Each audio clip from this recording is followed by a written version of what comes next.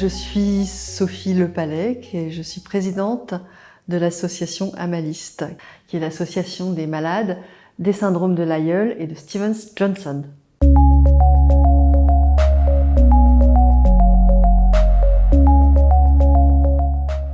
Alors Amaliste, c'est l'association des malades des syndromes de Lyell et Stevens-Johnson. On a été créé il y a une vingtaine d'années, 20 ans précisément, en 2002. On regroupe toutes les personnes qui ont eu cette pathologie, ainsi que leurs proches, pour essayer d'une part de les aider, de leur apporter de l'écoute, de l'information, de leur permettre de partager entre elles l'information et aussi de s'entraider.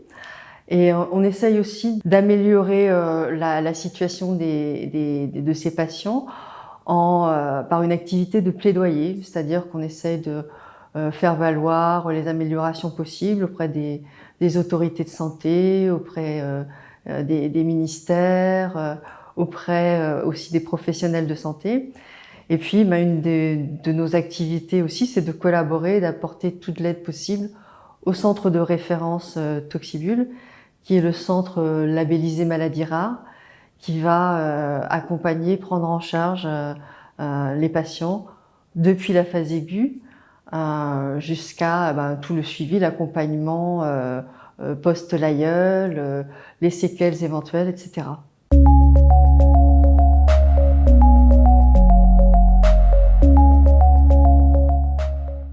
Alors une journée comme celle d'aujourd'hui, je pense que c'est vraiment fondamental parce que c'est un des rares moments où on est tous ensemble, on peut échanger, partager en accéléré une information fraîche sur l'activité par exemple de la recherche, de la connaissance sur ces pathologies, grâce à la présence de tout un réseau de professionnels de santé qui sont vraiment dévoués à ces pathologies et vraiment spécialisés sur ces pathologies, parce qu'encore une fois, ce sont vraiment des maladies très très rares et c'est pas avec nos médecins référents qu'on va vraiment pouvoir obtenir une information très précise. Donc ça, c'est vraiment un moment précieux. Et en plus, pour nous, même des victimes qu'on peut avoir l'occasion de rencontrer par Zoom ou discuter avec elles par mail toute l'année, ça va jamais remplacer totalement un contact physique. Et ça, vraiment, c'était très très riche pour nous.